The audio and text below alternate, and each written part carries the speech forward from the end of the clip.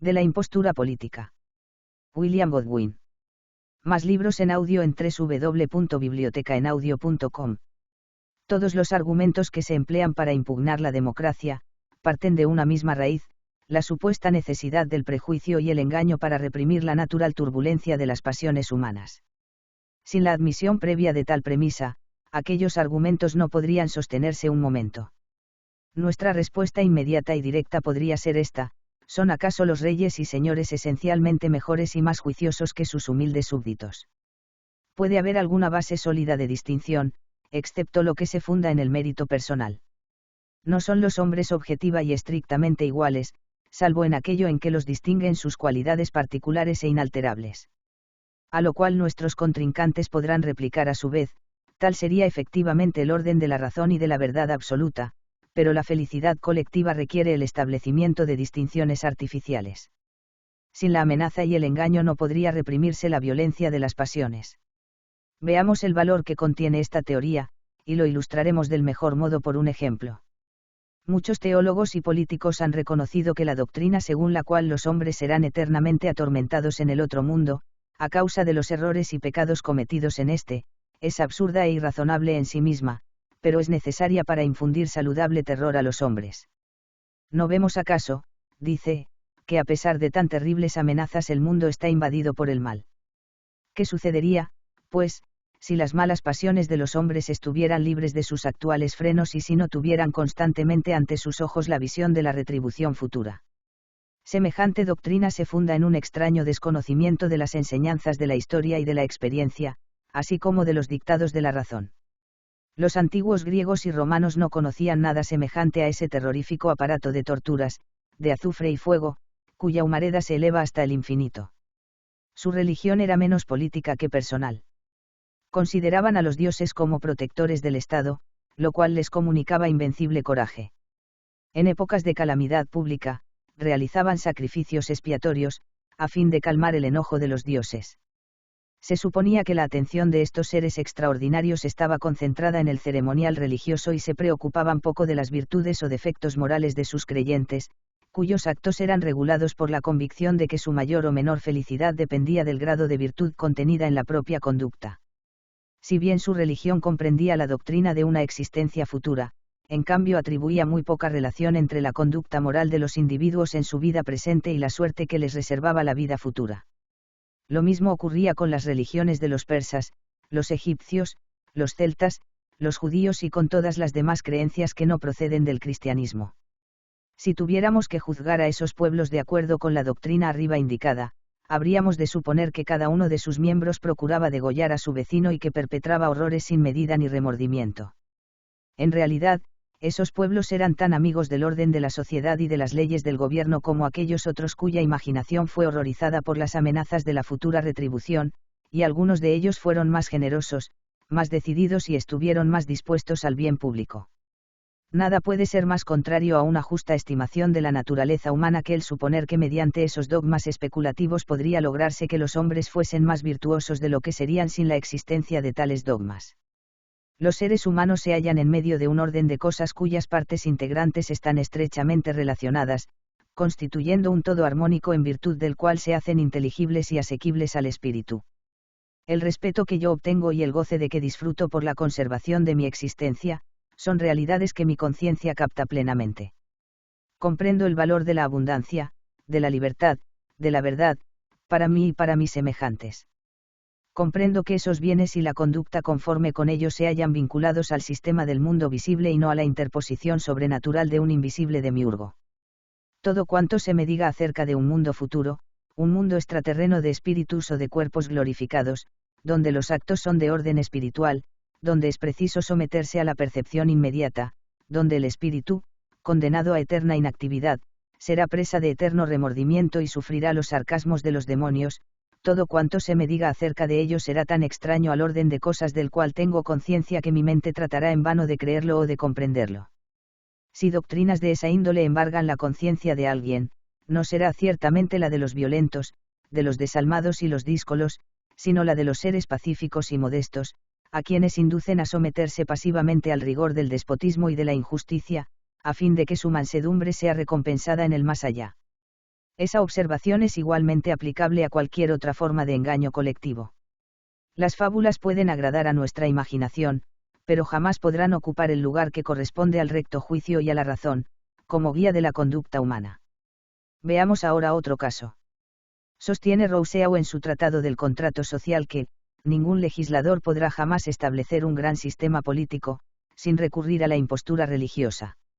Lograr que un pueblo que aún no ha comprendido los principios de la ciencia política, admita las consecuencias prácticas que de aquellos se desprenden, equivale a convertir el efecto de la civilización en causa de la misma.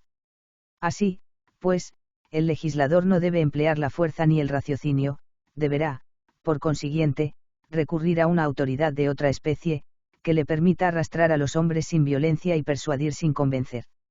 He ahí los sueños de una imaginación fértil, ocupada en erigir sistemas imaginarios. Para una mente racional, menguados beneficios cabe esperar como consecuencia de sistemas basados en principios tan erróneos. Aterrorizar a los hombres a fin de hacerles aceptar un orden de cosas cuya razón intrínseca son incapaces de comprender, es ciertamente un medio muy extraño de lograr que sean sobrios, juiciosos, intrépidos y felices. En realidad, ningún gran sistema político fue jamás establecido del modo que Rousseau pretende. Licurgo obtuvo, como aquel observa, la sanción del oráculo de Delfos para la constitución que elaboró. Pero ¿acaso fue mediante una invocación a Apolo como se logró convencer a los espartanos a que renunciasen al uso de la moneda, a que consintieran en un reparto igualitario de las tierras y adoptaran muchas otras leyes contrarias a sus prejuicios? No.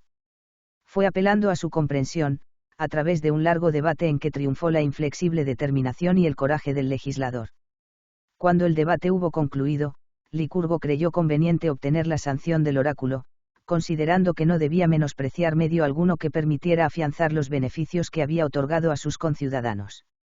Es imposible inducir a una colectividad a que adopte un sistema determinado, sin convencer antes a sus miembros de que ello redunda en su beneficio. Difícilmente puede concebirse una sociedad de seres tan torpes que acepten un código sin preguntarse si es justo, sabio o razonable, por el solo motivo de que les haya sido conferido por los dioses. El único modo razonable e infinitamente más eficaz de cambiar las instituciones que rigen un pueblo, es el de crear en el seno del mismo una firme opinión acerca de las insuficiencias y errores que dichas instituciones contienen. Pero, si fuera realmente imposible inducir a los hombres a que adopten un sistema determinado, empleando como argumento esencial la bondad intrínseca del mismo, ¿a qué otros medios habrá de acudir el que anhele promover el mejoramiento de los hombres? Habrá de enseñarles a razonar de un modo justo o erróneo. Atrofiará su mente con engaños o tratará de inculcarles la verdad. ¿Cuántos y cuán nocivos artificios serán necesarios para lograr engañarlos con éxito? No solo deberemos detener su raciocinio en el presente, sino que habrá que procurar inhibirlo para siempre. Si los hombres son mantenidos hoy en el buen camino mediante el engaño, ¿qué habrá de suceder mañana, cuando, por intervención de algún factor accidental, el engaño se desvanezca? Los descubrimientos no son siempre el fruto de investigaciones sistemáticas, sino que suelen efectuarse por algún esfuerzo solitario y fortuito o surgir gracias al advenimiento de algún luminoso rayo de razón, en tanto la realidad ambiente permanece inalterada. Si imponemos la mentira desde un principio y luego queremos mantenerla incólume en forma permanente, tendremos que emplear métodos penales, censura de la prensa y una cantidad de mercenarios al servicio de la falsedad y de la impostura. Admirables medios de propagar la virtud y la sabiduría. Más libros en audio en www.bibliotecaenaudio.com. Hay otro caso semejante al citado por Rousseau, sobre el cual los escritores políticos suelen hacer hincapié. La obediencia, dicen, solo puede ser obtenida por la persuasión o por la fuerza. Debemos aprovechar sabiamente los prejuicios y la ignorancia de los hombres, debemos explotar sus temores para mantener el orden social o bien hacerlo solamente mediante el rigor del castigo. Para evitar la penosa necesidad que esto último significa, debemos investir cuidadosamente a la autoridad de una especie de prestigio mágico. Los ciudadanos deben servir a su patria, no con el frío acatamiento de quien pesa y mide sus deberes, sino con un entusiasmo desbordante que hace de la fidelidad sumisa un equivalente del honor. No debe hablarse con ligereza de los jefes y gobernantes.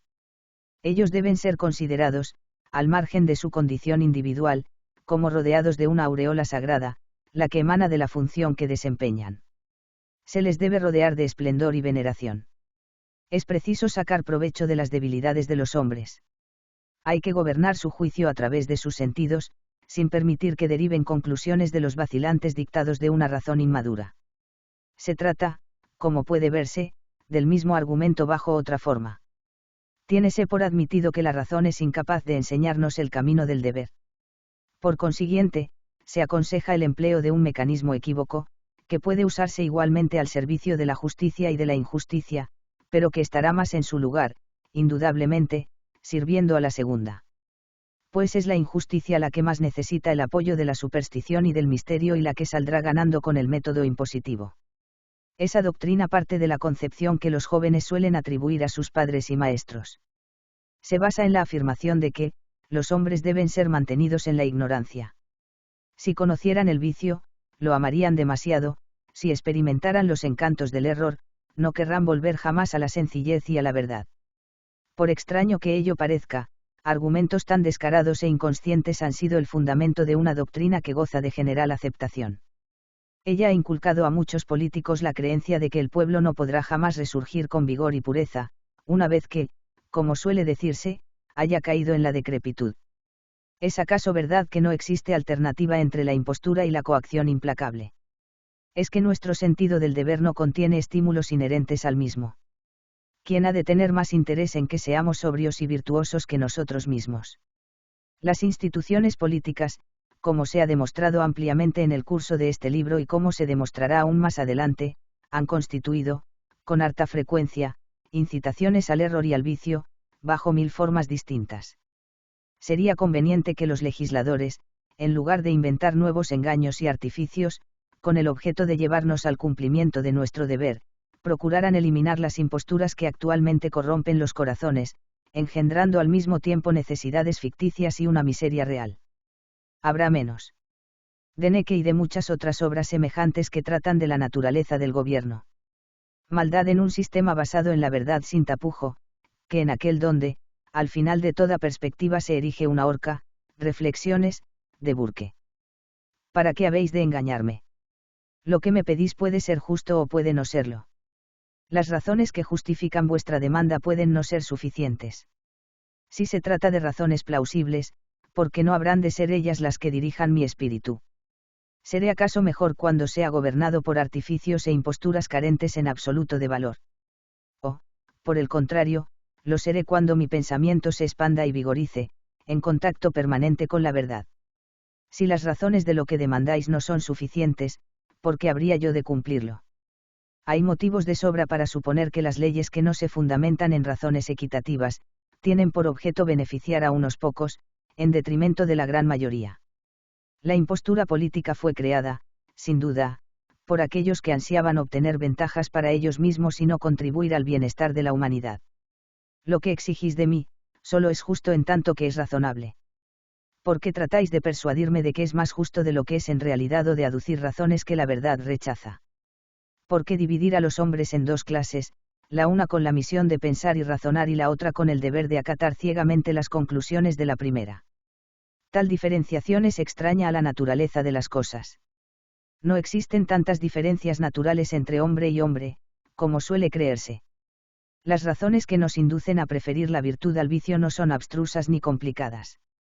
Cuanto menos se las desvirtúe mediante la arbitraria interferencia de las instituciones políticas, más fácilmente asequibles se harán al entendimiento común y con más eficacia regirán el juicio de todos los hombres. Aquella distinción no es menos nociva que infundada. Las dos clases que surgen de ella, vienen a ser, respectivamente, superior e inferior al hombre medio. Es esperar demasiado de la clase superior, a la que se confiere un monopolio antinatural, que lo emplee precisamente en bien del conjunto. Es inicuo obligar a la clase inferior a que jamás ejercite su inteligencia, a que jamás trate de penetrar en la esencia de las cosas, acatando siempre engañosas apariencias. Es inicuo que se le prive del conocimiento de la verdad elemental y que se procure perpetuar sus infantiles errores. Vendrá un tiempo en que las ficciones serán disipadas, en que las imposturas de la monarquía y de la aristocracia perderán su fundamento. Sobrevendrán entonces cambios auspiciosos, si difundimos hoy honestamente la verdad, seguros de que el espíritu de los hombres habrá madurado suficientemente para realizar los cambios en relación directa con la comprensión de la teoría que les excita a exigirlos. De las causas de la guerra. Además de las objeciones que se han opuesto contra el sistema democrático, referentes a su gestión de los asuntos internos de una nación, se han presentado, con especial vehemencia, otras que atañen a las relaciones de un Estado con potencias extranjeras, a las cuestiones de la guerra y de la paz, de los tratados de comercio y de alianza. Existe ciertamente en ese sentido una gran diferencia entre el sistema democrático y los sistemas que le son opuestos. Difícilmente podrá señalarse una sola guerra en la historia que no haya sido originada de un modo o de otro por una de esas formas de privilegio político que representan la monarquía y la aristocracia. Se trata aquí de un artículo adicional en la enumeración de males que ya hemos citado y que son el resultado de dichos sistemas. Un mal cuya tremenda gravedad sería vano empeño exagerar. ¿Cuáles podrían ser los motivos de conflicto entre estados en los que ni los individuos ni los grupos tuvieran incentivos para la acumulación de privilegios a costa de sus semejantes? Un pueblo regido por el sistema de la igualdad, hallaría la satisfacción de todas sus necesidades, desde el momento que dispondría de los medios para lograrlo. ¿Con qué objeto habría de ambicionar mayor territorio y riqueza? Estos perderían su valor por el mismo hecho de convertirse en propiedad común. Nadie puede cultivar más que cierta parcela de tierra.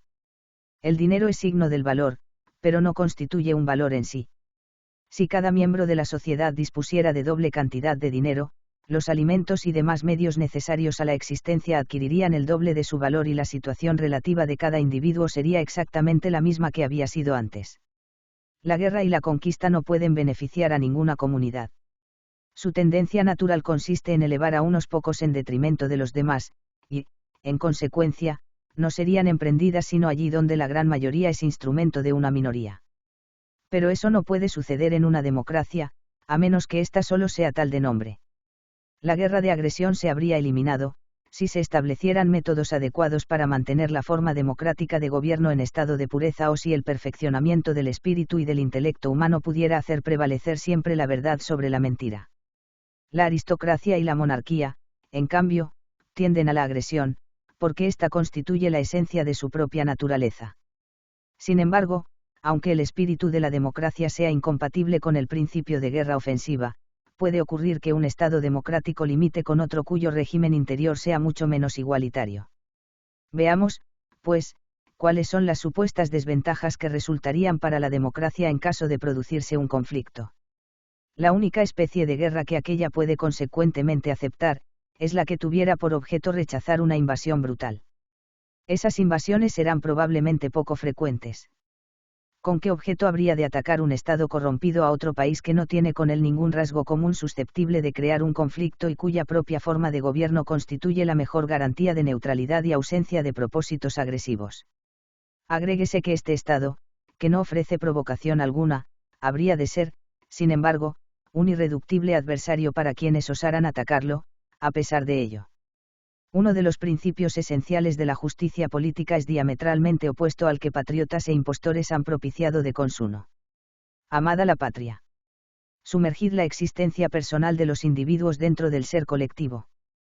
Procurad la riqueza, la prosperidad y la gloria de la nación, sacrificando, si fuera menester, el bienestar de los individuos que la integran. Purificad vuestro espíritu de las groseras impresiones de los sentidos, para elevarlo a la contemplación del individuo abstracto, del cual los hombres reales son manifestaciones aisladas que sólo valen según la función que desempeñan en la sociedad. Las enseñanzas de la razón en este punto llevan a conclusiones totalmente opuestas. La sociedad es un ente abstracto y, como tal, no puede merecer especial consideración. La riqueza, la prosperidad y la gloria del ente colectivo son quimeras absurdas. Utilicemos todos los medios posibles para beneficiar al hombre real en sus diversas manifestaciones, pero no nos dejemos engañar por la especiosa teoría que pretende someternos a un organismo abstracto ante el cual el individuo carece de todo valor. La sociedad no fue creada para alcanzar la gloria ni para suministrar material brillante a los historiadores, sino simplemente para beneficiar a los individuos que la integran. El amor a la patria, estrictamente hablando, es otra de las engañosas ilusiones creadas por los impostores, con el objeto de convertir a la multitud en instrumentos ciegos de sus aviesos designios. Sin embargo, cuidémonos de caer de un extremo en otro. Mucho de lo que generalmente se entiende por amor a la patria, es altamente estimable y meritorio, si bien ha de ser difícil precisar el valor exacto de la expresión. Un hombre sensato jamás dejará de ser partidario de la libertad y la igualdad. Por consiguiente, se esforzará por acudir en su defensa, donde quiera las encuentre.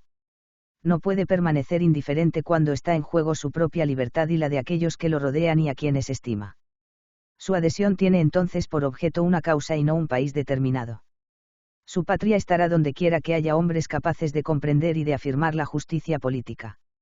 Y donde mejor pueda contribuir a la difusión de ese principio y a servir la causa de la felicidad humana. No habrá de desear para ningún país beneficio superior al de la justicia. Apliquemos ese punto de vista al problema de la guerra. Pero tratemos de puntualizar antes la exacta significación de este término.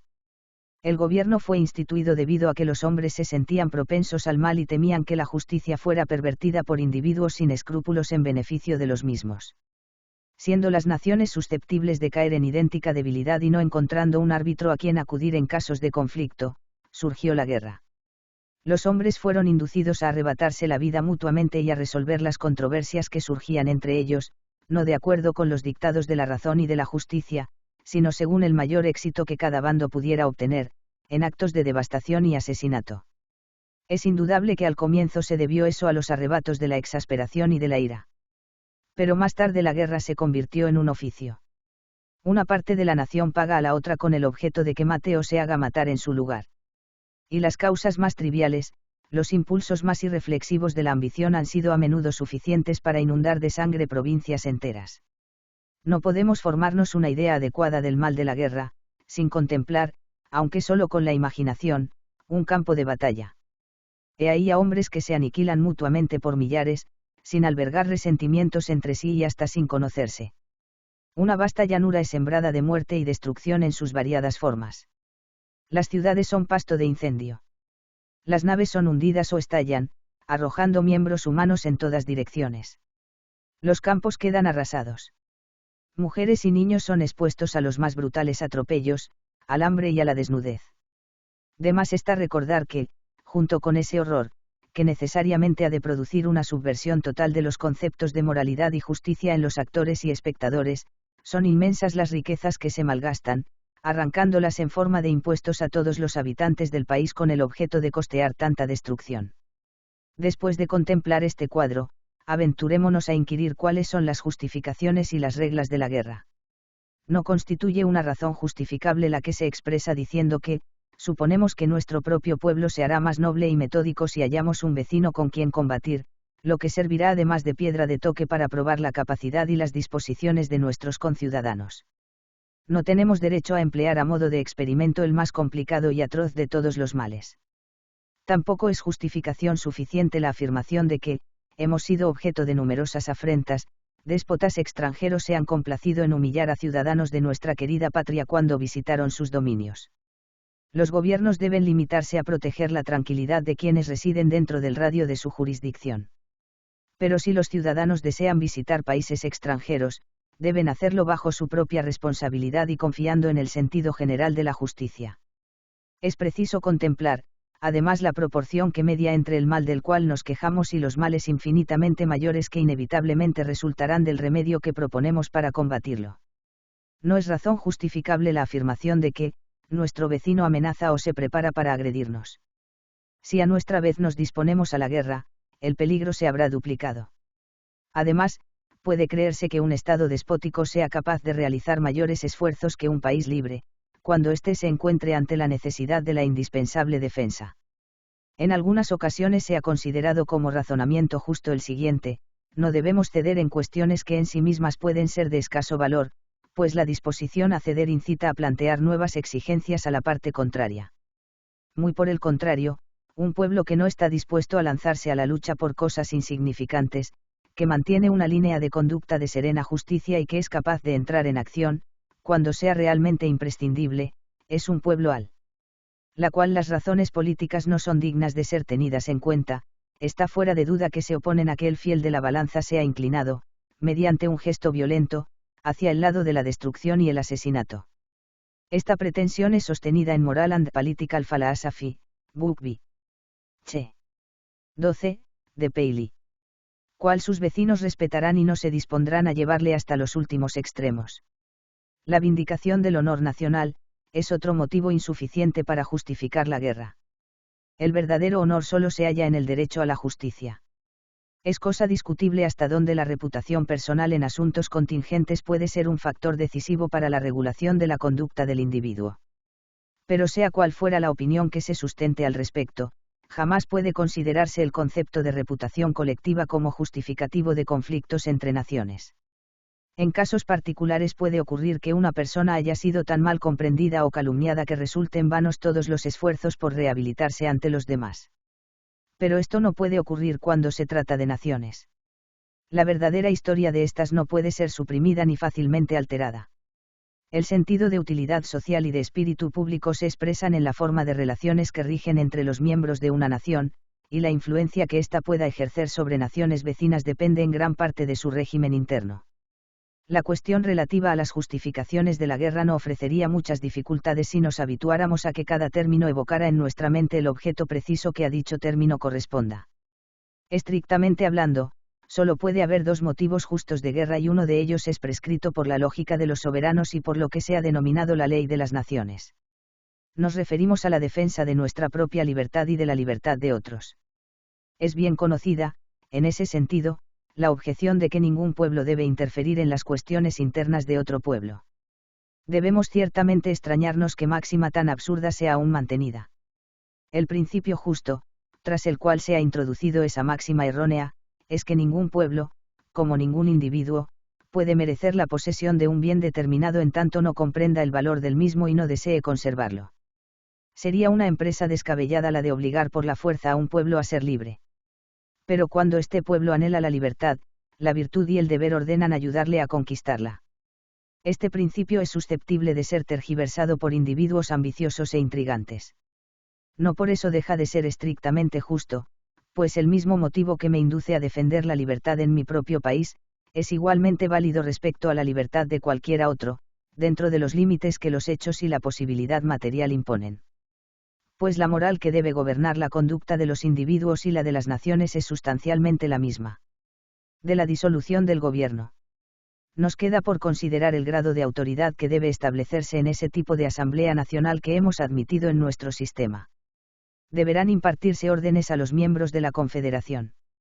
O bien será suficiente invitarles a cooperar al bien común, convenciéndoles de la bondad de las medidas propuestas al efecto, mediante la exposición de argumentos y mensajes explicativos. En un principio será preciso acudir a lo primero. Más tarde, bastará emplear el segundo método. El Consejo Anfictiónico de Grecia no dispuso jamás de otra autoridad que la que emanaba de su significación moral. A medida que vaya desapareciendo el espíritu de partido, que se calme la inquietud pública y que el mecanismo político se vaya simplificando, la voz de la razón se hará escuchar. Un llamamiento dirigido por la Asamblea a los distritos, obtendrá la aprobación de todos los ciudadanos, salvo que se tratase de algo tan dudoso que fuera aconsejable promover su fracaso. Esta observación nos conduce un paso más allá. ¿Por qué no habría de aplicarse la misma distinción entre órdenes y exhortaciones que hemos hecho en el caso de las asambleas nacionales a las asambleas particulares o de los jurados de los diversos distritos? Admitimos que al principio sea preciso cierto grado de autoridad y violencia. Pero esta necesidad no surge de la naturaleza humana, sino de las instituciones por las cuales el hombre fue corrompido. El hombre no es originariamente perverso.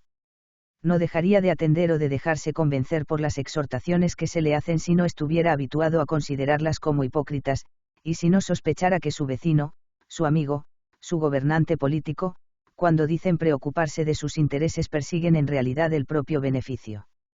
Tal es la fatal consecuencia de la complejidad y el misterio en las instituciones políticas.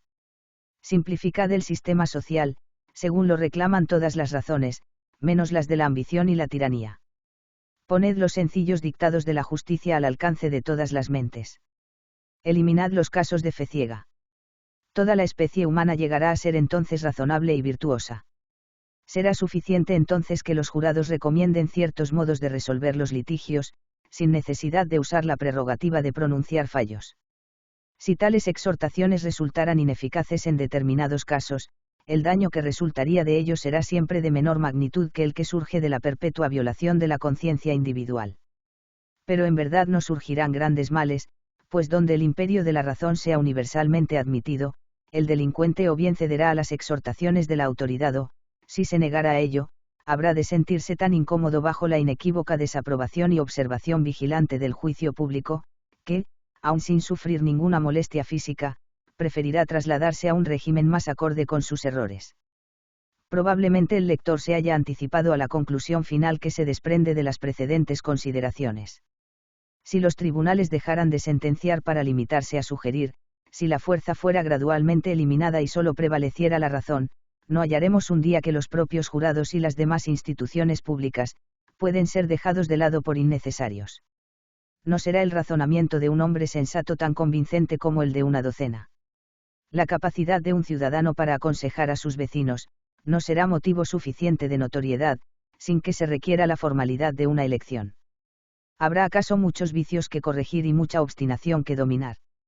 He ahí la más espléndida etapa del progreso humano. Con qué deleite ha de mirar hacia adelante todo amigo bien informado de la humanidad, para avizorar el glorioso momento que señala la disolución del gobierno político, el fin de ese bárbaro instrumento de depravación, cuyos infinitos males, incorporados a su propia esencia, solo pueden eliminarse mediante su completa destrucción. Efectos generales de la dirección política de las opiniones. Muchos tratadistas sobre cuestiones de derecho político han sido profundamente inspirados por la idea de que es deber esencial del gobierno velar por las costumbres del pueblo. El gobierno, dicen, hace las veces de una severa madrastra, no el de una madre afectuosa, cuando se limita a castigar rigurosamente los delitos cometidos por sus súbditos, después de haber descuidado en absoluto la enseñanza de los sanos principios que habrían hecho innecesario el castigo. Es deber de magistrados sabios y patriotas observar con atención los sentimientos del pueblo, para alentar los que sean propicios a la virtud y ahogar en germen los que puedan ser causa de ulterior corrupción y desorden. ¿Hasta cuándo se limitará el gobierno a amenazar con su violencia, sin recurrir jamás a la persuasión y a la bondad? ¿Hasta cuándo se ocupará solo de hechos consumados, descuidando los remedios preventivos? Estos conceptos han sido en cierto modo reforzados por los últimos adelantos realizados en materia de doctrina política. Se está comprendiendo con más claridad que nunca que el gobierno, lejos de ser un objeto de secundaria importancia, ha sido el principal vehículo de un mal extensivo y permanente para la humanidad. Es lógico, pues, que se piense, puesto que el gobierno ha sido capaz de producir tantos males, es posible que también pueda hacer algún bien positivo para los hombres. Estos conceptos, por plausibles y lógicos que parezcan, están, sin embargo, sujetos a muy serias objeciones. Si no nos dejamos impresionar por una ilusión placentera, recordaremos nuevamente los principios sobre los cuales tanto hemos insistido y cuyos fundamentos hemos tratado de probar a través de la presente obra, a saber, que el gobierno es siempre un mal y que es preciso utilizarlo con la mayor parquedad posible. Es incuestionable que las opiniones y las costumbres de los hombres influyen directamente en su bienestar colectivo. Pero de ahí no se sigue necesariamente que el gobierno sea el instrumento más adecuado para conformar las unas y las otras. Una de las razones que nos llevan a dudar de la capacidad del gobierno para el cumplimiento de tal misión, es la que se sustenta en el concepto que hemos desarrollado acerca de la sociedad considerada como un agente. Podrá admitirse convencionalmente que un conjunto de hombres determinado constituye una individualidad, pero jamás será así en realidad. Los actos que se pretenden realizar en nombre de la sociedad, son en realidad actos cumplidos por tal o cual individuo. Los individuos que usurpan sucesivamente el nombre del conjunto, obran siempre bajo la inhibición de obstáculos que reducen sus verdaderas facultades.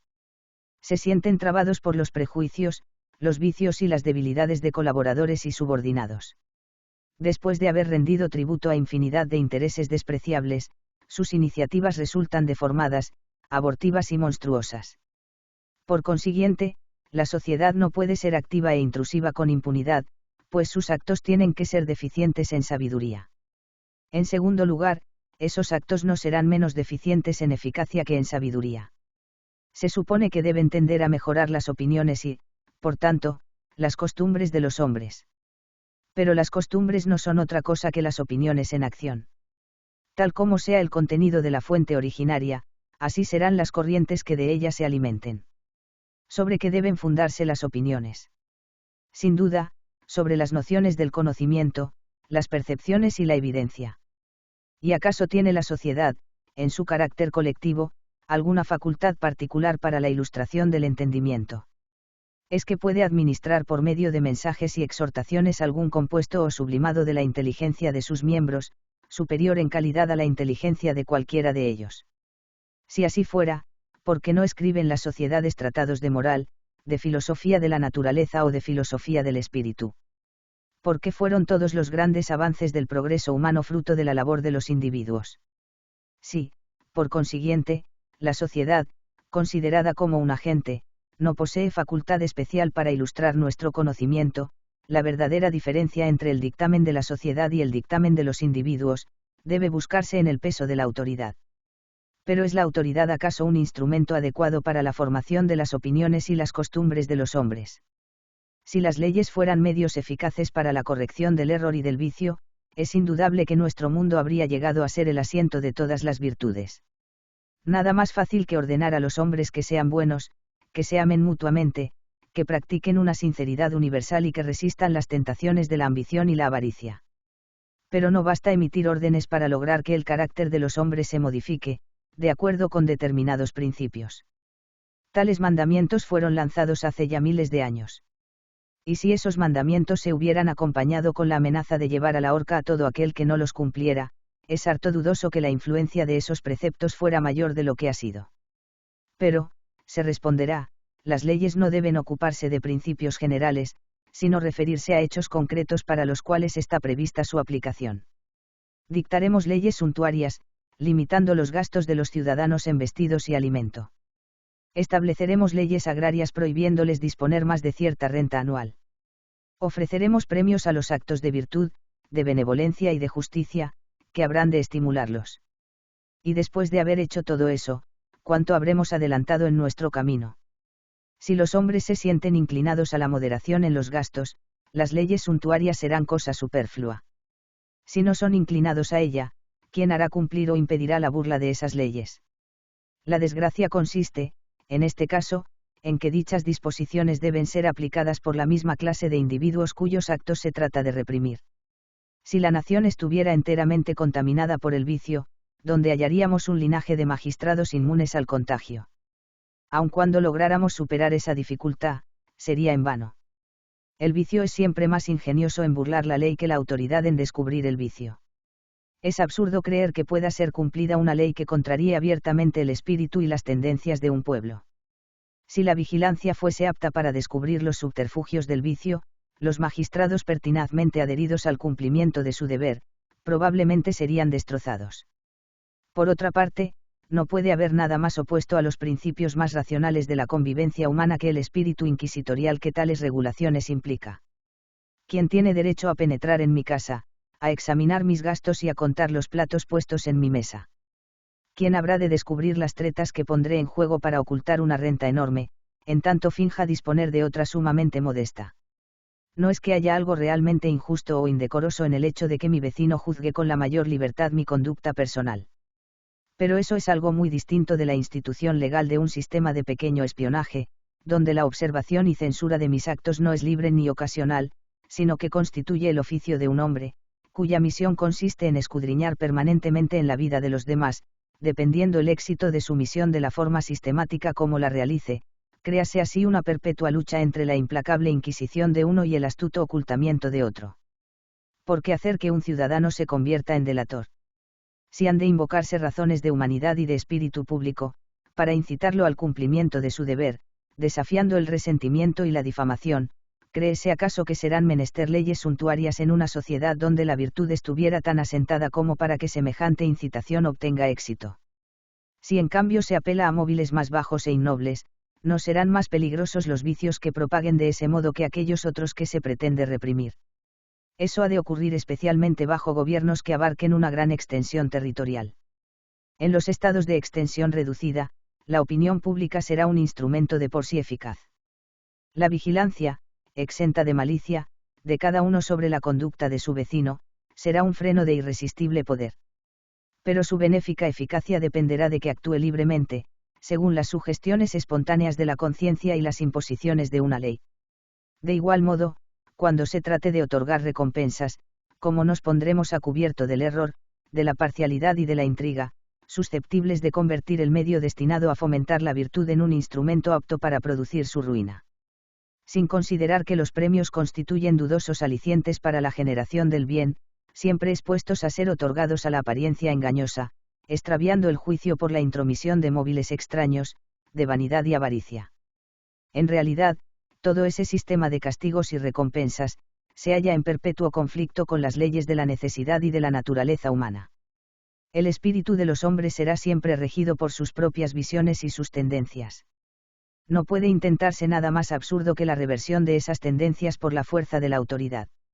El que pretende apagar un incendio o calmar una tempestad mediante simples órdenes verbales, demuestra ser menos ignorante de las leyes del universo que el que se propone convertir a la templanza y a la virtud a un pueblo corrompido, solo con agitar a su vista un código de minuciosas prescripciones elaboradas en un gabinete.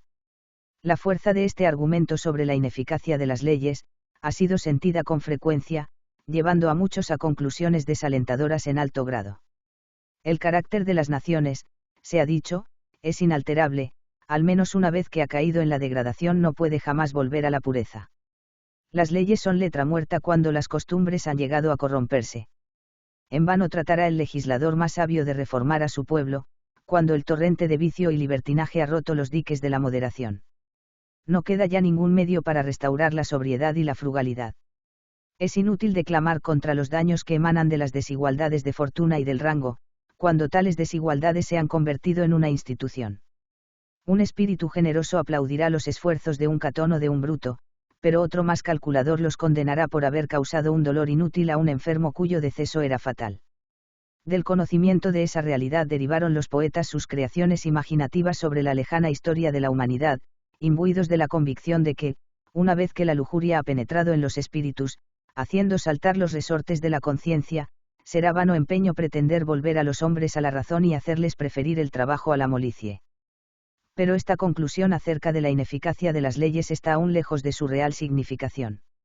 Otra objeción valedera contra la intervención coercitiva de la sociedad con el fin de imponer el imperio de la virtud, es que tal intervención es absolutamente innecesaria. La virtud, como la verdad, es capaz de ganar su propia batalla. No tiene necesidad de ser alimentada ni protegida por la mano de la autoridad. Cabe señalar que a ese respecto se ha caído en el mismo error en que se incurriera respecto del comercio y que ha sido ya totalmente rectificado. Durante mucho tiempo fue creencia general que era indispensable la intervención del gobierno, estableciendo aranceles, derechos y monopolios, para que un país pudiera expandir su comercio exterior. Hoy es perfectamente sabido que nunca florece tanto el comercio como cuando se halla libre de la protección de legisladores y ministros y cuando no pretende obligar a un pueblo a pagar caras las mercancías que encuentra en otra parte a menor precio y mejor calidad, sino cuando logra imponerlas en mérito a sus cualidades intrínsecas.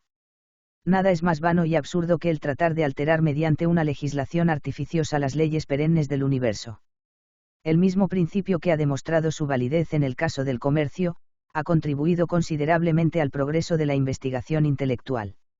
Antiguamente se creía que la religión debía ser protegida por severas leyes y uno de los primeros deberes de la autoridad era el de impedir la difusión de herejías.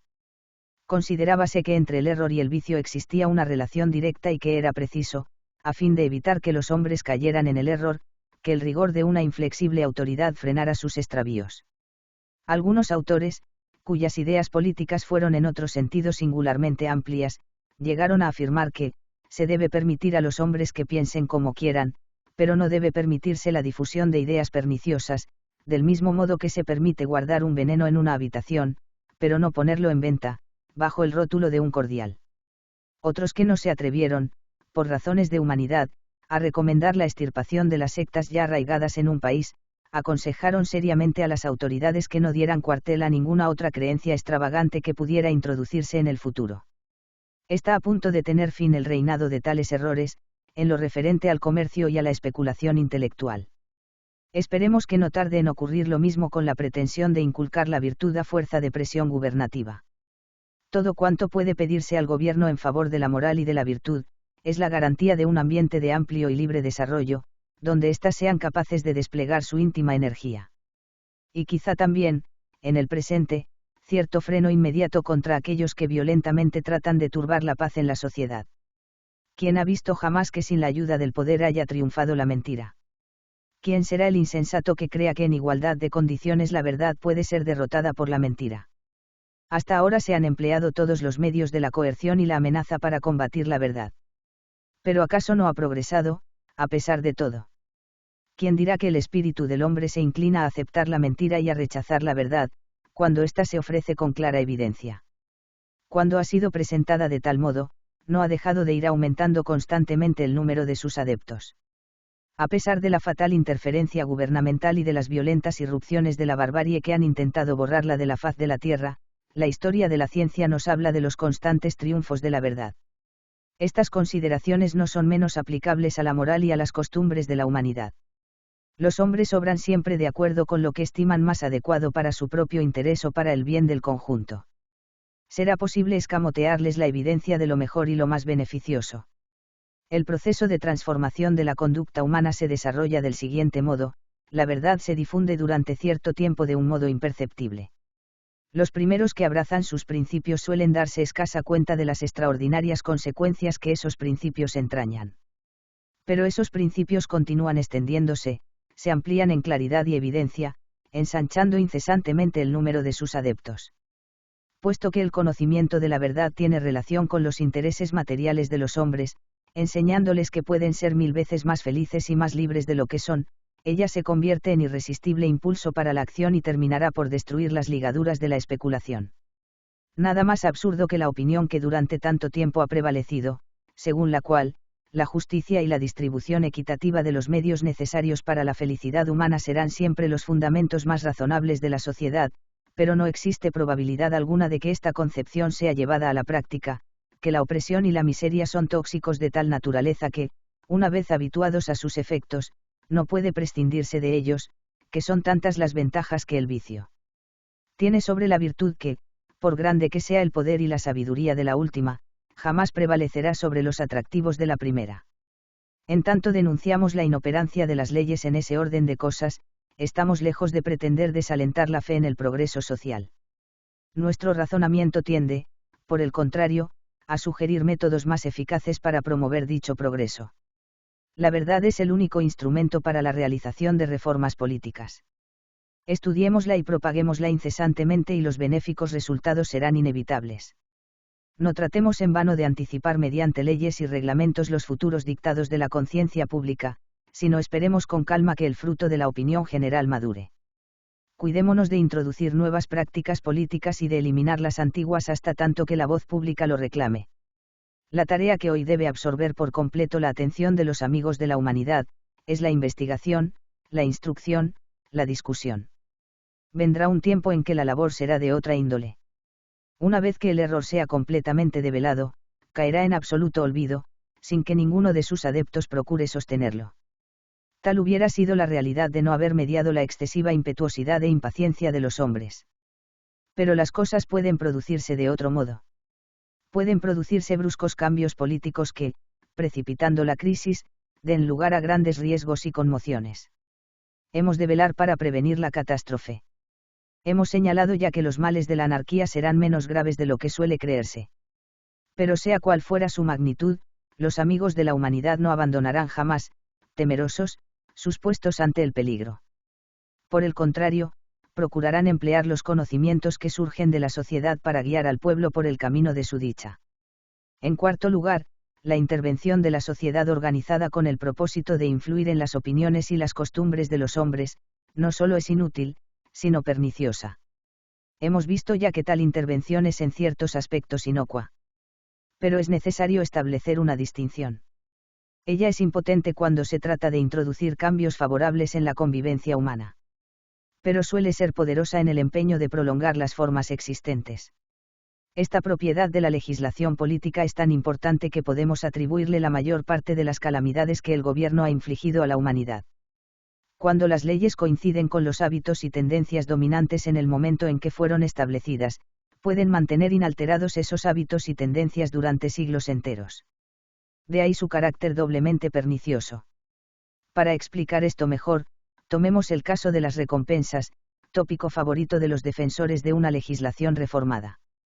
Se nos ha dicho muchas veces que la virtud y el talento habrán de surgir espontáneamente, siendo uno de los objetos de nuestra constitución política el de asegurarles una adecuada recompensa. Para juzgar acerca del valor de esta proposición, Tengamos en cuenta que el discernimiento acerca del mérito es una facultad individual y no social. ¿No es acaso razonable que cada cual juzgue por sí mismo sobre el mérito de su vecino? Tratar de establecer un juicio uniforme en nombre de la comunidad y de mezclar todas las opiniones en una opinión común, constituye una tentativa tan monstruosa que nada bueno puede augurarse de sus consecuencias. Ese juicio único, será justo, sabio, razonable.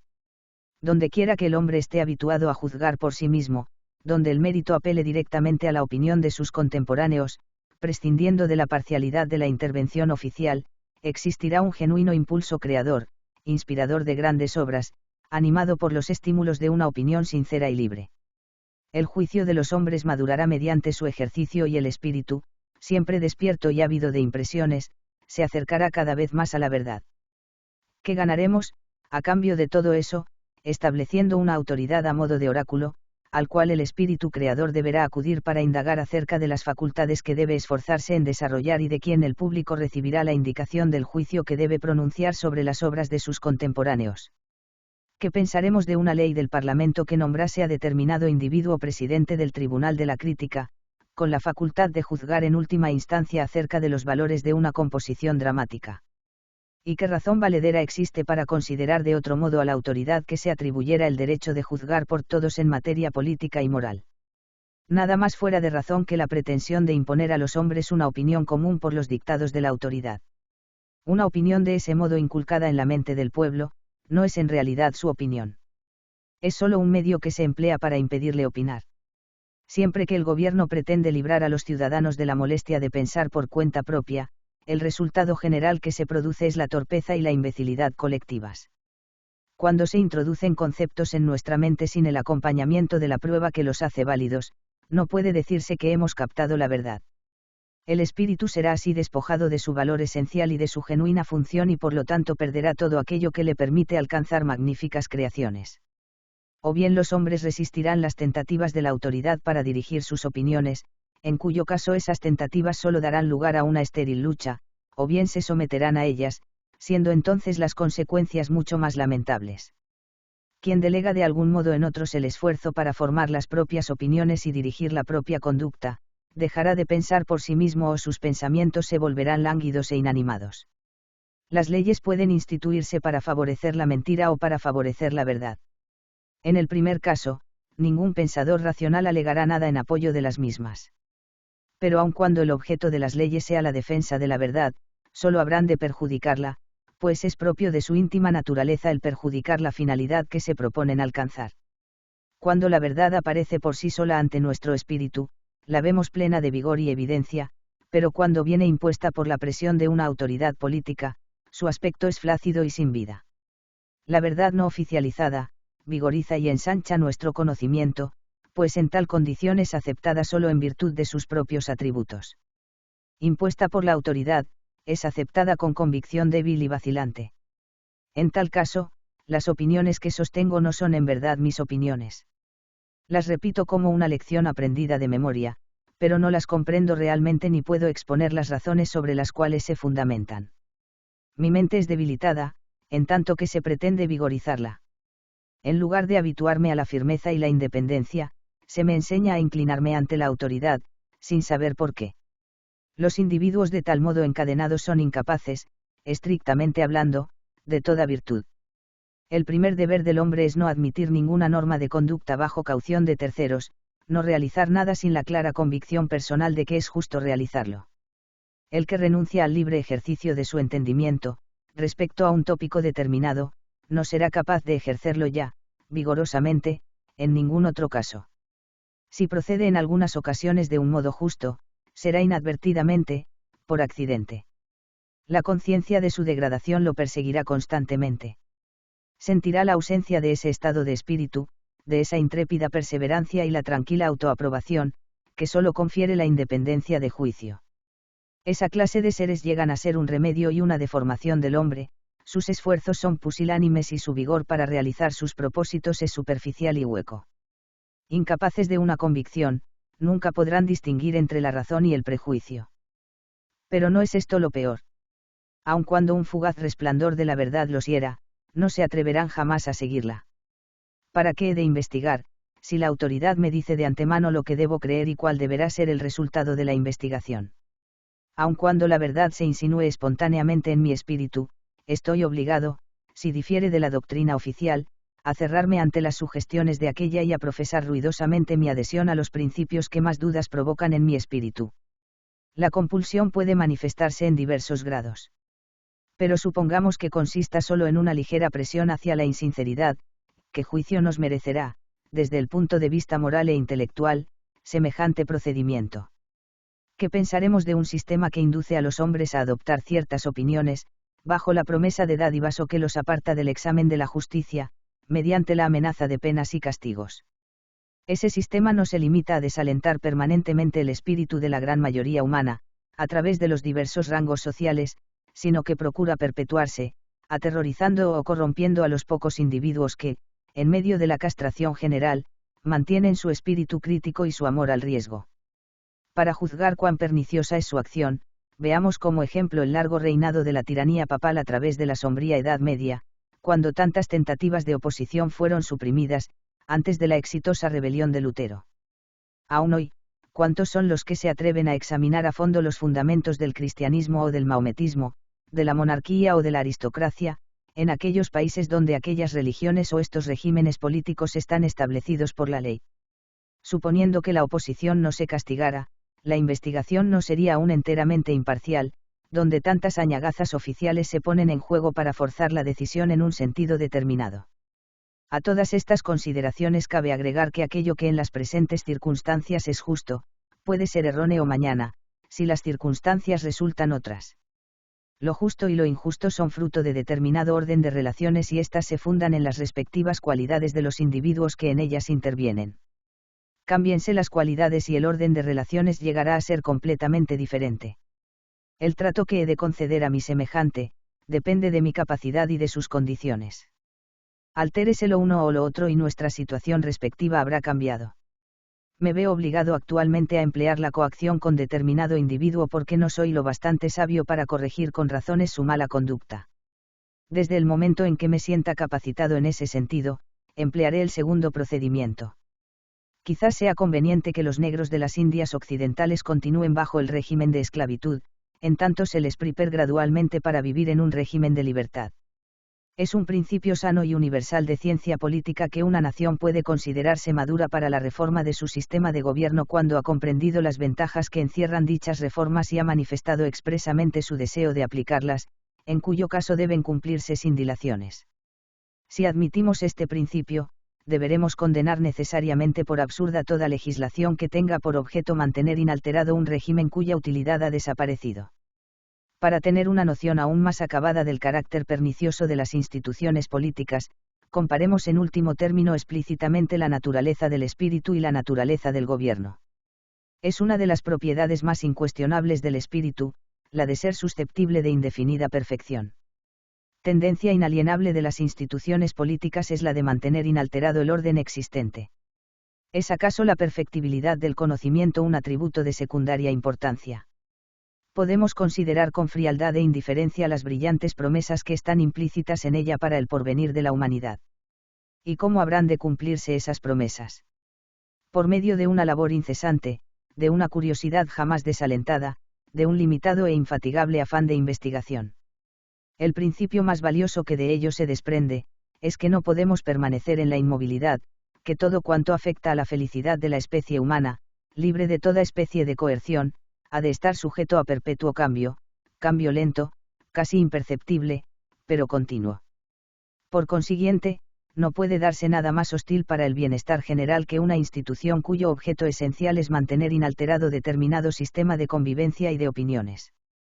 Tales instituciones son doblemente perniciosas, en primer lugar, lo que es más importante, porque hacen enormemente laborioso y difícil todo progreso, en segundo lugar, porque trabando violentamente el avance del pensamiento y manteniendo a la sociedad durante cierto tiempo en un estado de estancamiento antinatural, provocan finalmente impetuosos estallidos, los que a su vez causan males que se habrían evitado en un sistema de libertad. Si no hubiera mediado la interferencia de las instituciones políticas, habría sido tan lento el progreso humano en las épocas pasadas, al punto de llevar la desesperación a los espíritus ávidos e ingenuos. Los conocimientos de Grecia y Roma, acerca de los problemas de justicia política eran en algunos aspectos bastante rudimentarios. Sin embargo, han tenido que transcurrir muchos siglos antes de que pudiéramos descubrirlos, pues un sistema de engaños y de castigos ha gravitado constantemente sobre los espíritus, induciendo a los hombres a desconfiar de los más claros veredictos del propio juicio. La justa conclusión que se deriva de las razones expuestas, no es otra que la ratificación de nuestro principio general de que el gobierno es incapaz de proporcionar beneficios substanciales a la humanidad. Debemos, pues, lamentar, no su inactividad y apatía, sino su peligrosa actividad. Debemos buscar el progreso moral de la especie, no en la multiplicación de las leyes, sino en su derogación. Recordemos que la verdad y la virtud, lo mismo que el comercio, florecerán tanto más cuanto menos se encuentren sometidas a la equívoca protección de la ley y la autoridad. Esta conclusión crecerá en importancia a medida que la relacionemos con los diversos aspectos de la justicia política a que es susceptible de ser aplicada. Cuanto antes la adoptemos en la práctica de las relaciones humanas, antes contribuirá a librarnos de un peso que gravita de un modo intolerable sobre el espíritu y que es en alto grado enemigo de la verdad y el progreso. De la supresión de las opiniones erróneas en materia de religión y de gobierno. Las mismas ideas que han determinado la creación de instituciones religiosas, han conducido inevitablemente a la necesidad de adoptar medidas para la represión de la herejía. Los mismos argumentos que se aducen para justificar la tutela política de la verdad, deben considerarse válidos para justificar asimismo la persecución política del error. Son argumentos falsos, desde luego, en ambos casos. El error y el engaño son enemigos inconciliables de la virtud. Si la autoridad fuera el medio más adecuado para desarmarlos, no sería menester adoptar medidas especiales para ayudar al triunfo de la verdad. Esta proposición, sin duda lógica, tiene, sin embargo, pocos adeptos. Los hombres se inclinan más a abusar de la distribución de premios, que de la inflicción de castigos. No será necesario insistir mucho en la refutación de aquellos argumentos. Su discusión es, sin embargo, principalmente necesaria por razones de método. Se han alegado diversas consideraciones en defensa del principio de la restricción de las opiniones. Es notoria e incuestionable la importancia que tienen las opiniones de los hombres en la sociedad. No ha de tener, pues, la autoridad política bajo su vigilancia esa fuente de la cual surgen nuestras acciones. Las opiniones pueden ser de tan variada índole como la educación y el temperamento de los individuos que las sustentan, no debe el gobierno ejercer, por consiguiente, una supervisión sobre ellas, con el fin de evitar que provoquen el caos y la violencia. No hay idea, por absurda y contraria que sea a la moral y al bien público, que no logre conseguir adeptos. ¿Permitiremos acaso que semejante peligro se extienda sin trabas y que todo mistificador de la verdad tenga libertad para atraer tantos secuaces como sea capaz de engañar? Es en verdad tarea de éxito dudoso la de extirpar mediante la violencia errores ya arraigados, pero no será deber del gobierno evitar el nacimiento del error, impedir su expansión y la introducción de herejías aún desconocidas. Los hombres a quienes se ha encomendado velar por el bien público, que se consideran autorizados para dictar las leyes más adecuadas para la comunidad, pueden tolerar con indiferencia la difusión de ideas perniciosas y extravagantes, que atacan las propias raíces de la moral y del orden establecido. La sencillez de espíritu y la inteligencia no corrompida por sofisticaciones son los rasgos esenciales que exige el florecimiento de la virtud. No debe el gobierno esforzarse en impedir la irrupción de cualidades contrarias a las mencionadas. Por esa razón, los amigos de la justicia moral han visto siempre con horror el progreso de la infidelidad y de la amplitud de principios. Por eso Catón veía con dolor la introducción en su patria de la condescendiente y locuaz filosofía que había corrompido a los griegos. Tales razonamientos nos sugieren una serie de reflexiones diversas.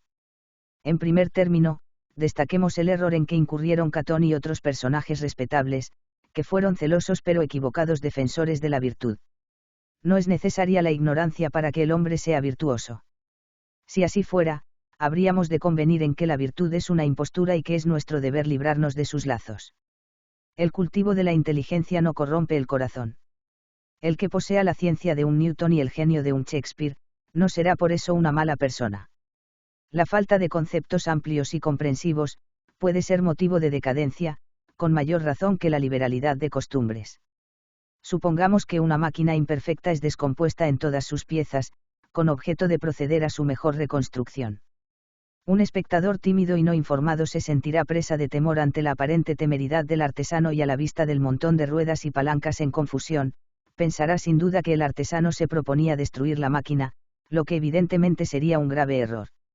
Es así como a menudo las extravagancias aparentes del espíritu suelen ser el preludio de la más alta sabiduría y como los sueños de Ptolomeo son precursores de los descubrimientos de Newton. El estudio siempre dará resultado favorable. El espíritu nunca perderá su cualidad esencial. Sería más propio sostener que el incesante cultivo de la inteligencia llevará a la locura, antes que afirmar que desembocará en el vicio. En tanto la investigación continúe y la ciencia progrese, nuestro conocimiento aumentará incesantemente. Hemos de saberlo todo acerca del mundo exterior y nada sobre nosotros mismos. Hemos de ser sabios y clarividentes en todas las materias, menos en el conocimiento del hombre. ¿Es el vicio aliado de la sabiduría o de la locura? ¿Puede acaso el hombre progresar en el camino de la sabiduría, sin ahondar en el conocimiento de los principios que le permitan orientar su propia conducta? Es posible que un hombre dotado de claro discernimiento acerca de la acción más noble y justa, la más acorde con la razón, con sus propios intereses y con los intereses de los demás, la más placentera en el instante de cumplirse y la más satisfactoria ante el examen ulterior, se niegue no obstante a realizada. Los sistemas mitológicos, construidos sobre la creencia en dioses y en seres sobrenaturales, contenían en medio de sus errores una enseñanza sana al admitir que el aumento del conocimiento y la sabiduría, lejos de conducir al mal y a la opresión, conducían a la justicia y a la bondad. En segundo lugar, es una equivocación creer que las diferencias teóricas de opinión podían constituir una amenaza de perturbación para la paz social. Esas diferencias solo pueden ser peligrosas cuando se arman del poder gubernamental, cuando constituyen partidos que luchan violentamente por el predominio en el Estado, lo que generalmente ocurre en oposición o en apoyo de un credo particular. Allí donde el gobierno es suficientemente sensato como para guardar una rigurosa equidistancia, las más opuestas sectas llegan a convivir en armonía.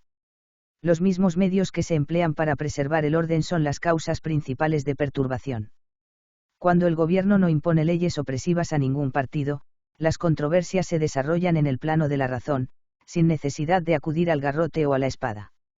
Pero cuando el propio gobierno enarbola la insignia de una secta, se inicia la guerra religiosa, el mundo se llena de inexpiables querellas y un diluvio de sangre inunda la tierra.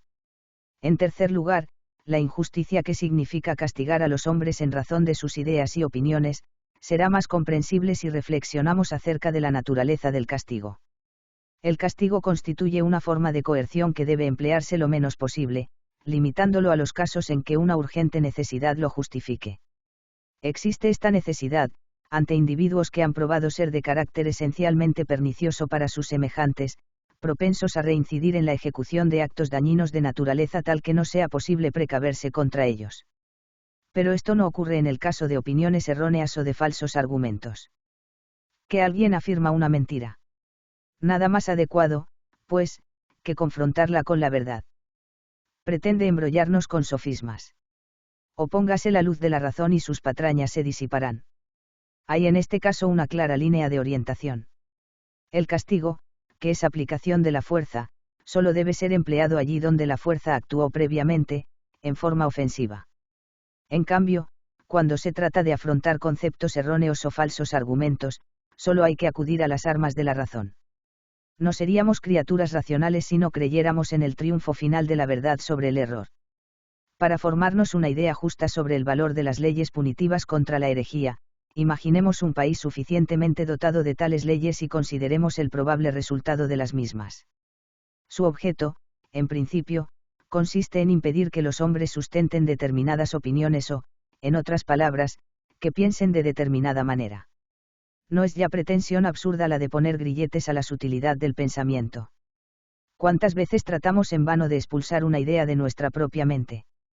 Tengamos en cuenta, además, que las amenazas y las prohibiciones solo sirven para estimular la curiosidad en torno a la cosa prohibida.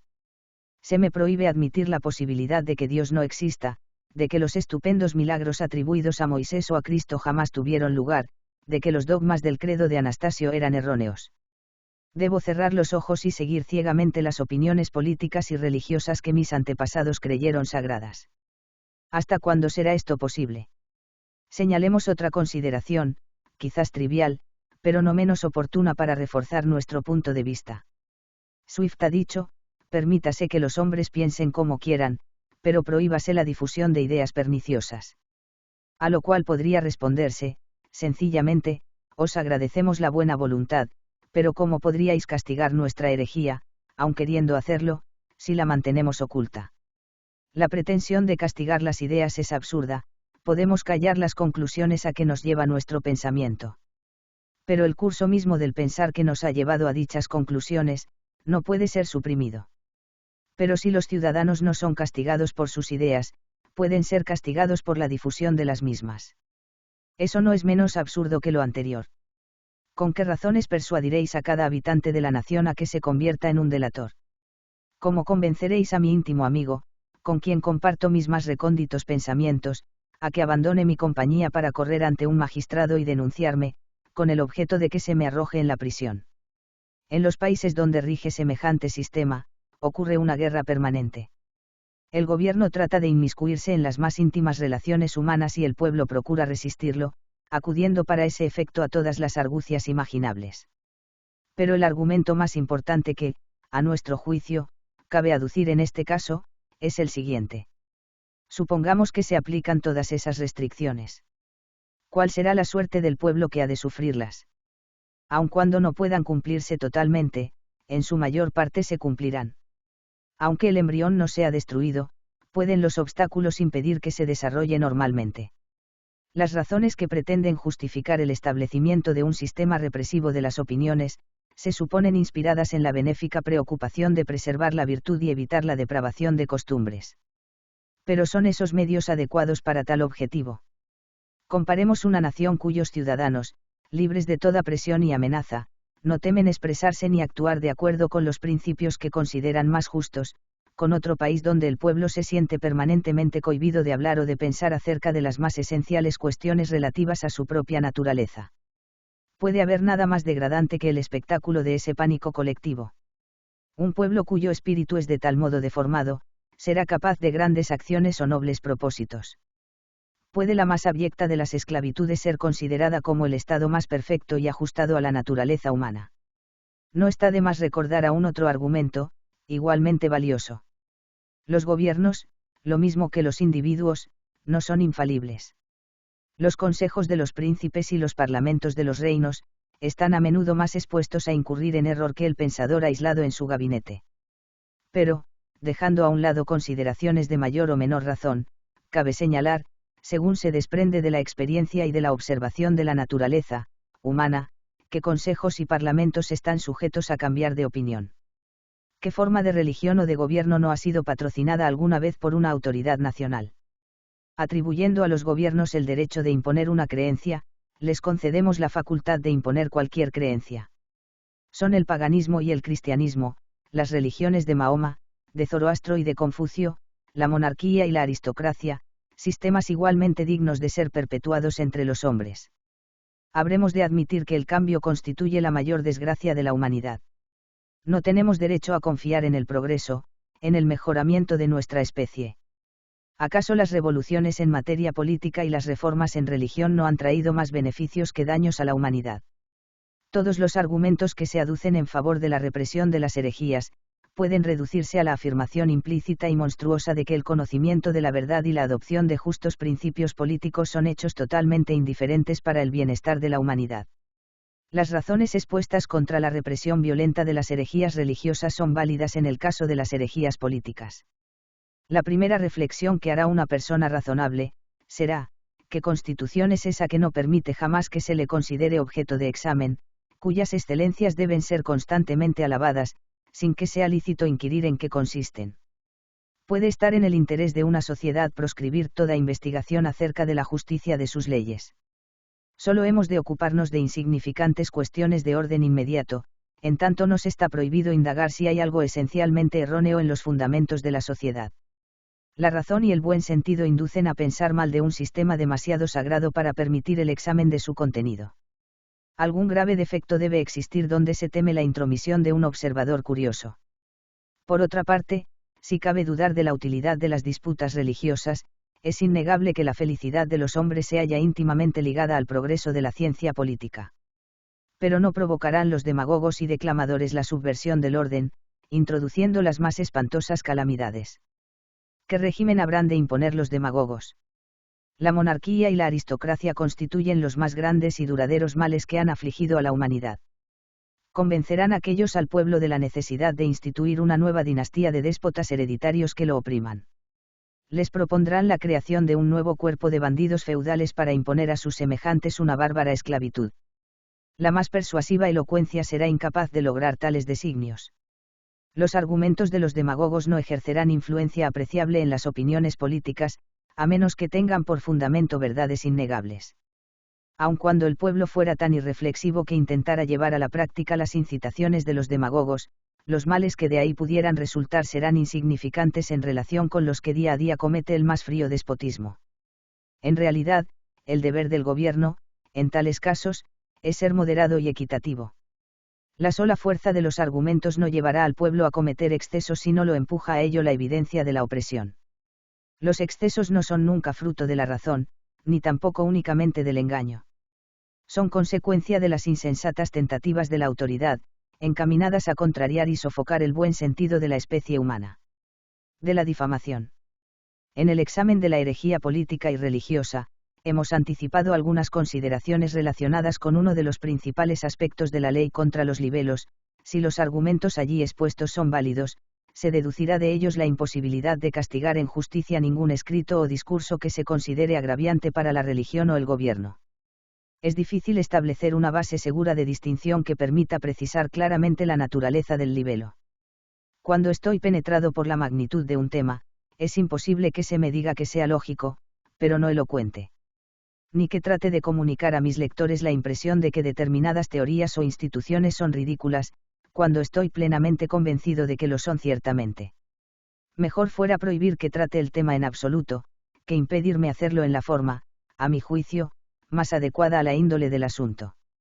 Sería en verdad una tiranía harto candorosa la que proscribiera: podéis escribir contra las instituciones que defendemos, siempre que lo hagáis en forma estúpida e ineficaz; podéis estudiar e investigar cuanto os plazca, siempre que frenéis vuestro ardor cuando llegue el momento de publicar vuestras conclusiones, tomando especial cuidado en evitar que el público participe de las mismas.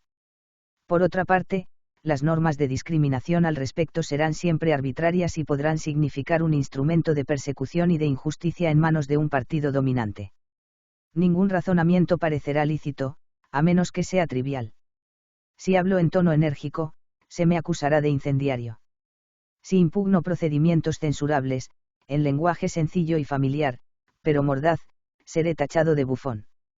Sería verdaderamente lamentable que la verdad, favorecida por la mayoría y protegida por los poderosos, fuera demasiado débil para afrontar la lucha con la mentira. Es evidente que una proposición que puede sostener la prueba de un atento examen, no requiere el apoyo de leyes penales. La clara y simple evidencia de la verdad prevalecerá sobre la elocuencia y los artificios de sus detractores, siempre que no intervenga la fuerza para decidir la cuestión en algún sentido. El engaño se desvanecerá aunque los amigos de la verdad sean la mitad de lo perspicaces que suelen ser los abogados de la mentira. Es un alegato bien triste el que se expresa de este modo: somos incapaces de discutir con vosotros, por lo tanto os haremos callar por la fuerza. En tanto los enemigos de la justicia se limiten a lanzar exhortaciones, no hay motivo serio de alarma. Cuando comiencen a emplear la violencia, siempre estaremos a tiempo para contestarles con la fuerza. Hay, sin embargo, una especie de libelos que requiere una consideración especial. El libelo puede no tener por objeto ilustración alguna en materia política, religiosa o de cualquier otra índole. Su finalidad consistirá, por ejemplo, en lograr la congregación de una gran multitud, como primer paso para la realización de actos de violencia. En general, se considera libelo público todo escrito que pone en tela de juicio la justicia de un sistema establecido. No puede negarse que una severa y desapasionada demostración de la injusticia sobre la cual descansan ciertas instituciones, tiende a producir la destrucción de tales instituciones, no menos que la más alarmante insurrección. No obstante, tengamos en cuenta que escritos y discursos son medios adecuados y convenientes para promover cambios en la sociedad, mientras la violencia y el tumulto son medios equívocos y peligrosos. En el caso de una específica tentativa de insurrección, las fuerzas regulares de la sociedad pueden intervenir legalmente. Esta intervención puede ser de dos tipos. O bien consistirá solo en la adopción de medidas preventivas destinadas a disolver la multitud insurrecta o en medidas punitivas contra los individuos acusados de atentar contra la paz de la comunidad. La primera de esas formas es aceptable y justa y, en caso de ser prudentemente ejercida, será adecuada para sus fines. La segunda ofrece algunas dificultades. El libelo cuyo confesado propósito es la inmediata provocación de la violencia, es algo muy distinto de una publicación donde las cualidades esenciales de una institución son tratadas con la mayor libertad, por consiguiente han de aplicarse normas distintas para juzgar ambos casos. La mayor dificultad surge aquí del concepto general sobre la naturaleza del castigo, el cual repugna a los principios normativos de la conciencia y cuya práctica, si no puede eliminarse por completo, debe confinarse a los límites más estrechos posibles. El juicio y la experiencia en los casos judiciales han llevado a establecer una distinción precisa entre crímenes que solo existieron en la intención y los que se han manifestado en actos concretos. En lo que concierne exclusivamente a la necesidad de prevención, los primeros son tan acreedores a la hostilidad social como los últimos. Pero la prueba de las intenciones reposa por lo general sobre circunstancias inciertas y sutiles y los amigos de la justicia se estremecerán ante la idea de fundar un procedimiento sobre base tan dudosa. Puede admitirse que quien ha dicho que todo ciudadano honesto de Londres debe presentarse armado a St. George Field, solo afirmó algo que creía sinceramente que era lo mejor que debía hacerse. Pero este argumento es de naturaleza general y es aplicable a todo lo que se denomina crimen, no solo a la exhortación sediciosa en particular. El que realiza una acción cumple lo que supone lo mejor, y si la paz de la sociedad hace necesario que por eso sufra una coacción, trátase ciertamente de una necesidad de índole muy penosa. Estas consideraciones se basan en el supuesto de que la insurrección es indeseable y que trae más males que beneficios, lo cual indudablemente ocurre con frecuencia, pero que puede no ser siempre cierto. Nunca se recordará demasiado que en ningún caso existe el derecho a ser injusto, a castigar una acción meritoria. Todo gobierno, como todo individuo, debe seguir sus propias nociones de la justicia, bajo riesgo de equivocarse, de ser injusto y, por consiguiente, pernicioso. Estos conceptos sobre incitaciones a la sublevación son aplicables, con ligeras variantes, a las cartas injuriosas dirigidas a particulares. La ley de libelos, como ya dijimos, se divide en dos partes, libelos contra instituciones y medidas públicas y libelos contra personas privadas. Muchas personas que se oponen a que los primeros sean objeto de castigo, admiten que los últimos deben ser perseguidos y sancionados. El resto del presente capítulo será dedicado a demostrar que esta última opinión es igualmente errónea. Debemos reconocer, sin embargo, que los argumentos en que se funda esa opinión, son a la vez impresionantes y populares. No hay bien más valioso que una honesta reputación. Lo que poseo, en tierras y otras riquezas, solo son bienes convencionales. Su valor es generalmente fruto de una imaginación pervertida. Si yo fuera suficientemente sabio y prudente, el despojo de esos bienes me afectaría escasamente. En cambio, quien daña mi reputación, me produce un mal irreparable. Es muy grave que mis conciudadanos me crean desprovisto de principios y de honestidad. Si el daño se limitara a eso, sería imposible soportarlo con tranquilidad. Yo carecería de todo sentido de justicia, si fuera insensible al desprecio de mis semejantes. Dejaría de ser hombre si no me sintiera afectado por la calumnia, que me priva de amigos queridos y me quita toda posibilidad de expansión espiritual. Pero eso no es todo aún. El mismo golpe que destruye mi buen nombre reduce grandemente, cuando no aniquila por completo, mi valor en la sociedad. En vano trataré de probar mis buenas intenciones y de ejercer mi talento en ayuda de otros, pues mis propósitos serán siempre mal interpretados. Los hombres no escuchan las razones de aquel a quien desprecian. Tras haber sido vilipendiado en vida, será execrado después de muerto, en tanto perdure su memoria. ¿Qué conclusión habremos de derivar de todo eso, sino que un crimen peor que el robo, peor quizá que el asesinato, merece un castigo ejemplar? La respuesta a todo eso será dada en forma de ilustración de dos proposiciones: primero, que es necesario decir la verdad; segundo, que es necesario que los hombres aprendan a ser sinceros. Primero, es necesario decir la verdad. ¿Cómo podrá cumplirse esta máxima, si se nos prohíbe hablar de ciertos aspectos de un tema? Se trata de un caso similar al de las religiones y al de las instituciones políticas. Si solo hemos de escuchar elogios a las cosas tales como están, sin permitir jamás una objeción, nos sentiremos arrullados en un plácido sopor, pero no alcanzaremos nunca la sabiduría. Si un velo de parcialidad se extiende sobre los errores de los hombres, será fácil comprender que ello beneficiará al vicio y no a la virtud. No hay nada que amedrente tanto el corazón del culpable como el temor a verse expuesto a la observación pública. Por el contrario, no hay recompensa más digna de ser otorgada a las eminentes cualidades de un hombre que el pleno reconocimiento público de sus virtudes. Si la investigación no restringida acerca de principios abstractos se considera de extrema importancia para la humanidad, tampoco debe descuidarse el cultivo de la investigación acerca del carácter individual. Si se dijera siempre la verdad acerca de las acciones humanas, la rueda y la horca habrían sido borradas ya de la faz de la tierra. El bribón desenmascarado se vería obligado, en su propio interés, a volverse honesto. Mejor dicho, nadie llegaría a ser un bribón. La verdad lo seguiría en sus primeros ensayos irresolutos y la desaprobación pública lo detendría al comienzo de la carrera. Hay muchas personas que pasan por virtuosas y que tiemblan ante la audacia de una proposición semejante. Temen sentirse descubiertas en su molicie y su estolidez. Su torpeza es el resultado del injustificable secreto que las costumbres y las instituciones políticas han extendido sobre los actos individuales. Si la verdad fuera expresada sin reservas, no existirían personas de esa condición. Los hombres obrarían con decisión y claridad si no tuvieran el hábito del ocultamiento, si sintieran a cada paso sobre ellos el ojo de la colectividad. ¿Cuál no sería la rectitud del hombre que estuviera siempre seguro de ser observado, seguro de ser juzgado con discernimiento y tratado con justicia? La debilidad de espíritu perdería de inmediato su influencia sobre aquellos que hoy la sufren. Los hombres se sentirían apremiados por un poderoso impulso a mejorar su conducta. Podría quizá replicarse, este es un hermoso cuadro. Si la verdad pudiera decirse universalmente, el resultado sería, sin duda, excelente, pero tal posibilidad no pasa de ser una fantasía. No. El descubrimiento de la verdad individual y personal puede efectuarse por el mismo método que el descubrimiento de una verdad general, es decir, por el estudio y la discusión. Del choque de opiniones opuestas, la razón y la justicia saldrán gananciosas. Cuando los hombres reflexionan detenidamente sobre un objeto, terminan por formarse acerca del mismo una idea justa. Pero puede suponerse que los hombres tendrán suficiente capacidad de discernimiento para rechazar espontáneamente la difamación.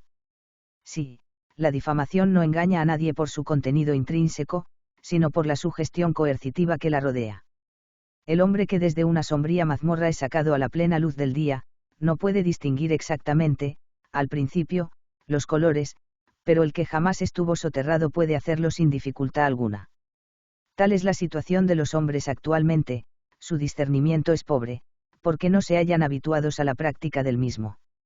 Las historias más inverosímiles tienen hoy gran acogida, pero no ha de ocurrir lo mismo cuando seamos capaces de discriminar justamente sobre las acciones humanas. Es posible que al principio, si fueran eliminadas todas las trabas para la palabra escrita y hablada y los hombres se sintieran alentados a expresar públicamente todo cuanto piensen, la prensa fuese inundada por torrentes de maledicencia. Pero las calumnias correspondientes perderían importancia en razón de su multiplicidad. Nadie sería objeto de persecución, aunque cundiera la mentira a su costa. En poco tiempo el lector, habituado a la disección del carácter, adquiriría un criterio discriminativo. O bien descubriría la impostura en el absurdo intrínseco de la misma o no atribuirá finalmente a ninguna difamación más valor que el que surja de su propia evidencia. La difamación, como cualquier otro asunto humano, hallaría remedio adecuado si no mediara la perniciosa intervención de las instituciones políticas. El difamador, el que difunde calumnias, o bien inventa las historias que relata o las cuenta con un tono de seguridad que no corresponde de ningún modo a las pruebas que posee sobre su certeza. En ambos encontrará su castigo en el juicio público. Las consecuencias de su miserable acción recaerán sobre él mismo. Pasará por un maligno calumniador o por un criticón temerario e irresponsable. La maledicencia anónima será casi imposible en un ambiente donde nada se ocultase. Pero si alguien intentara practicarla, cometería una torpeza, pues allí donde no existe una excusa honesta y racional para la ocultación, el deseo de ocultarse probaría la bajeza de sus móviles. La fuerza no debe intervenir en la represión de los libelos privados, porque los hombres deben aprender a ser sinceros. No hay rama de la virtud más esencial que aquella que nos obliga a dotar de lenguaje a nuestros pensamientos. El que está acostumbrado a decir lo que sabe que es falso y a callar lo que sabe que es verdadero, vive en estado de perpetua degradación. Si yo tuviese la oportunidad de observar las malas acciones de alguien, mi sentido de justicia me incitaría a amonestarlo y a prevenir a quienes esas acciones pudieran causar daño.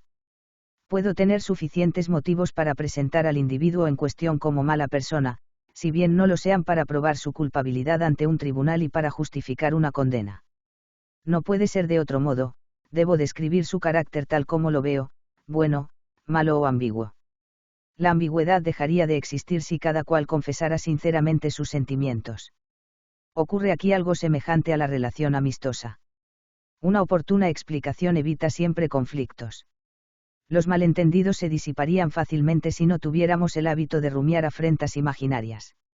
Las leyes represivas de la difamación son, propiamente hablando, leyes que restringen la sinceridad en las relaciones humanas. Crean una lucha permanente entre los dictados del libre juicio personal y el aparente sentir de la comunidad, relegan a la sombra los principios de la virtud y hacen indiferente la práctica de los mismos. Cuando chocan entre sí sistemas contradictorios, disputándose la dirección de nuestra conducta, nos volvemos indiferentes a todos ellos. ¿Cómo he de compenetrarme del divino entusiasmo por el bien y la justicia, cuando se me prohíbe indagar en qué consisten? Hay leyes que determinan, contra el objeto de su hostilidad, sanciones de escasa importancia y poco frecuentes. Pero la ley de la difamación pretende usurpar la función de dirigirnos en nuestra conducta cotidiana y, mediante constantes amenazas de castigos, tiende a convertirnos en cobardes, gobernados por los móviles más bajos y disolutos. El valor consiste en ese caso, más que en cualquier otro, en atreverse a decir todo aquello cuyo conocimiento puede conducir al bien. Raramente se nos presentan oportunidades de realizar acciones que requieren una extraordinaria determinación, pero es nuestro deber permanente administrar sabiamente nuestras palabras. Un moralista podrá decirnos que la moralidad consiste en el gobierno de la lengua, pero ese aspecto de la moral ha sido subvertido desde hace tiempo. En lugar de aprender qué es lo que debemos decir, aprendemos a conocer qué es lo que debe ocultarse. En lugar de educarnos en la práctica de la virtud activa, que consiste en tratar de hacer el bien, se nos inculca la creencia de que el fin esencial del hombre es no hacer el mal. En vez de fortalecer nuestro espíritu, se nos inculcan máximas de astucia y duplicidad, mal llamadas de prudencia. Comparemos el carácter de los hombres así formados, que son los hombres que nos rodean, con el de aquellos que ajustan su espíritu a los mandatos de la sinceridad.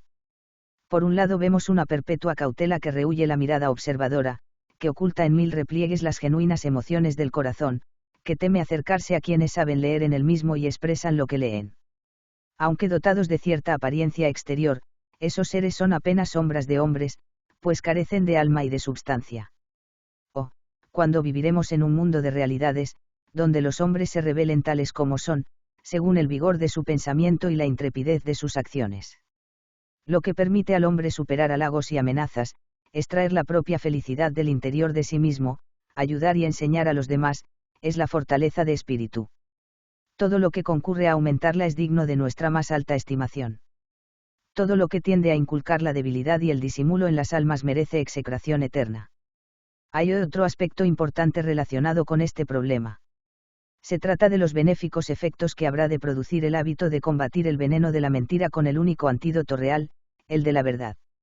A pesar de los argumentos laboriosamente reunidos para justificar la ley que nos ocupa, una persona que reflexione con detenimiento se dará fácilmente cuenta de la deficiencia de aquellos. Los modos de reaccionar un culpable y un inocente ante una acusación son distintos, pero la ley los confunde a ambos. El que se sienta firme en su honradez y no se halle corrompido por los métodos gubernamentales, dirá a su adversario: publica lo que quieras contra mí, la verdad está de mi parte y confundirá tus patrañas. Su sentido de rectitud y de justicia le impedirá decir: acudiré al único medio congruente con la culpabilidad, te obligaré a callar. Un hombre impulsado por la indignación y la impaciencia puede iniciar una persecución contra su acusador, pero difícilmente logrará que su actitud merezca la simpatía de un observador imparcial. El sentimiento de éste se expresaría con las siguientes palabras, como: no se atreve a permitir que escuchemos lo que dicen contra él. Las razones en favor de la justicia, por diferentes que sean los motivos concretos a que se refieren, siguen siempre líneas paralelas. En este caso son válidas las mismas consideraciones respecto a la generación de la fortaleza de espíritu. La tendencia de todo falso sistema político es adormecer y entorpecer las conciencias. Si no estuviésemos habituados a recurrir a la fuerza, pública o individual, salvo en los casos absolutamente justificados, llegaríamos a sentir más respeto por la razón, pues conoceríamos su poder. Cuán grande es la diferencia entre quien me responde con demandas e intimaciones y el que no emplea más arma ni escudo que la verdad. Este último sabe que solo la fuerza debe oponerse a la fuerza y que al alegato debe contestarse con el alegato. Desdeñará ocupar el lugar del ofensor, siendo el primero en romper la paz. No vacilará en enfrentar con el sagrado escudo de la verdad al adversario que empuña el arma deleznable de la mentira, gesto que no sería calificable de valeroso si no lo hicieran tal los hábitos de una sociedad degenerada. Fuerte en su conciencia, no desesperará de frustrar los ruines propósitos de la calumnia. Consciente de su firmeza, sabrá que una explicación llana, cada una de cuyas palabras lleve el énfasis de la sinceridad, infundirá la convicción a todos los espíritus. Es absurdo creer que la verdad deba cultivarse de tal modo que nos habituemos a ver en ella un estorbo. No la habremos de subestimar teniendo la noción de que es tan impenetrable como el diamante y tan duradera como el mundo. Fin. Más libros en audio en www.bibliotecaenaudio.com